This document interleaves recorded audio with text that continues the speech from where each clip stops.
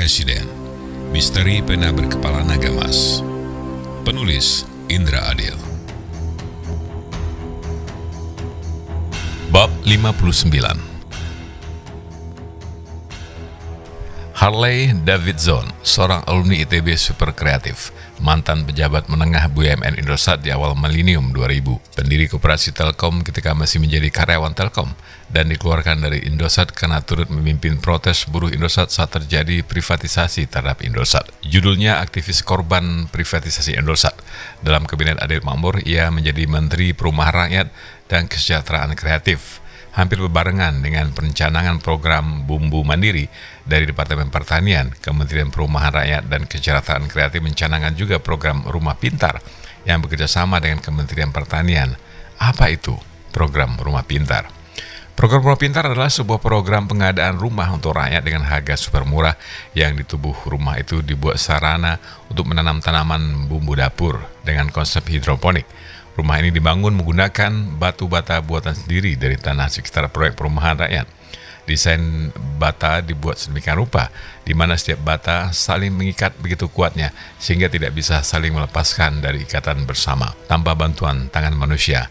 Dengan demikian, untuk membangun rumah menggunakan bata dengan desain spesial itu tidak membutuhkan semen sama sekali. Hal ini tentu saja menciptakan penghematan luar biasa. Harga rumah ini dengan luas tanah sangat terbatas 50 meter persegi, bangunan tipe 45 dan harga tanah 100.000 per meter persegi bisa dijual dengan harga 50 juta rupiah. Pembelian ini tanpa uang muka, bisa dicicil selama 50 bulan tanpa bunga. Di mana letak pintarnya? Pertama, rumah berdinding tembok bata yang dibangun tanpa semen. Kedua, rumah bisa dicicil tanpa bunga dan tanpa uang muka. Ketiga, di sekeliling tubuh rumah dibuat lubang-lubang untuk tanaman hidroponik sehingga pemilik rumah meski tidak memiliki lahan untuk bertanam apapun tetap bisa bertanam bumbu dapur jenis tertentu. Laporan terakhir di akhir tahun 2023 itu, Kementerian Perumahan Rakyat dan Kesejahteraan Kreatif telah membangun 1.960 rumah pintar yang terjual seluruhnya tanpa sisa. Bahkan, masih jutaan penduduk Indonesia menunggu selesainya 1.200.000 rumah pintar yang sedang dalam proses pembangunan. 300.000 tinggal finishing dan selebihnya masih tetap pembangunan dengan persentase keselesaian yang bertingkat-tingkat. Sungguh konsep pembangunan perumahan rakyat yang sangat signifikan untuk kesejahteraan rakyat, murah, kuat, dan bisa menjadi sumber pencarian nafkah.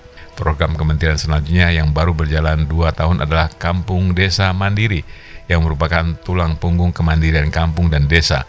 Konsep dasarnya adalah setiap kampung atau desa di wilayah tertentu didesain untuk mandiri. Kampung desa itu menghasilkan tanaman pangan sendiri seperti padi, kentang, ubi atau singkong, kedelai ataupun jagung yang bibitnya disiapkan gratis oleh pemerintah. Begitupun peternakan dan perikanan yang mereka lakukan mendapat bimbingan dan bantuan pemerintah. Kampung atau desa itu juga menghasilkan tanaman bumbu dapur sendiri, tanaman obat sendiri, dan lain sebagainya. Semua ini dengan bantuan Kementerian Perumahan Rakyat dan Kesejahteraan Kreatif, bekerjasama dengan Kementerian Kelautan dan Perikanan, serta Kementerian Pertanian, dikelola dengan sistem pengelolaan modern sampai pembimbing terhadap pemasaran kelebihan produk-produk pertanian, perikanan, dan peternakan mereka. Harley Davidson memang luar biasa. Bab 60. Omongan Presiden Sultan bahwa Indonesia tak perlu takut kepada bangsa atau negara lain dan juga kepada lembaga-lembaga keuangan dunia yang menjadi kepanjangan tangan para kapitalis dunia untuk menjerumuskan Indonesia ke dalam lumpur hutang untuk kemudian diperas sumber daya alamnya, bukan omdo, bukan sekedar omongan basa-basi.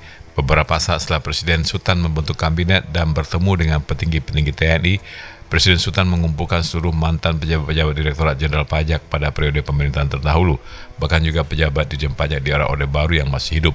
Di hadapan mereka semua, Presiden berpidato.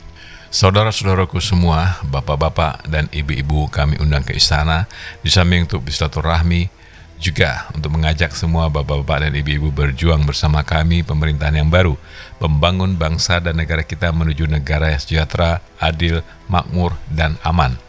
Kami pemerintahan yang belum sumur jagung ini amat sangat mengharapkan bantuan bapak-bapak dan ibu-ibu untuk mengungkapkan data penggelapan pajak yang dilakukan perusahaan-perusahaan di Indonesia, dimulai dari perusahaan-perusahaan besar yang beromset triliunan rupiah dalam 1 bulan, kemudian akan disusul perusahaan-perusahaan yang beromset triliunan dalam 1 tahun, dan begitu seterusnya. Data ini akan kami kumpulkan sejak penggelapan pajak di Orde Baru sampai saat ini. Siapa-siapa yang memberikan data tersebut, baik dalam bentuk keterangan tentang nama perusahaannya, tahun penggelapan, dan lebih baik lagi jumlah pajak yang digelapkan, maka pemerintah akan mengampuni siapapun yang pernah membantu penggelapan pajak tersebut. Pemerintah akan memberikan pengampunan tertulis yang dimateraikan dan didaftarkan ke notaris agar pengampunan tersebut bersifat permanen sampai akhir hayat bapak-bapak dan ibu-ibu. Tetapi bila ada yang masih tetap menyembunyikan hal itu, padahal pemerintah telah menghimbau untuk membukanya guna kemaslahatan rakyat bersama, maka bila suatu saat ditemukan di antara bapak-bapak dan ibu-ibu ada yang pernah membantu penggelapan pajak, maka bapak-bapak dan ibu-ibu akan dituntut di muka hukum sebagai koruptor yang pengkhianat bangsa. Setelah acara silaturahmi ini, kami tunggu tanggapan bapak-bapak dan ibu-ibu. Semoga menanggapi secara positif himbauan kami ini. Terima kasih. Dampak dari silaturahmi tersebut luar biasa. Bertumpuk-tumpuk laporan penggelapan pajak secara rinci masuk ke pemerintahan. Dengan pengerahan seluruh personil pajak yang ada untuk membongkar semua file-file lama, maka ditemukanlah berkas-berkas pajak lama yang dimanipulasi datanya. Sungguh spektakuler, 1.000 triliun lebih dana pajak tak tertagih muncul ke permukaan dari data yang ditelusuri dengan sangat teliti. Bukan saja 1.000 triliun lebih digabung dengan data simpanan dana perusahaan-perusahaan tersebut yang belum pernah dimasukkan ke Indonesia. Biasanya dana hasil ekspor perusahaan tersebut yang diparkir di bank-bank luar negeri untuk menghindari pajak di Indonesia. Jumlahnya mencapai ribuan triliun. Maka pemerintah kini memiliki data untuk memaksa perusahaan-perusahaan penggelap pajak itu menyerahkan pajak tertundanya.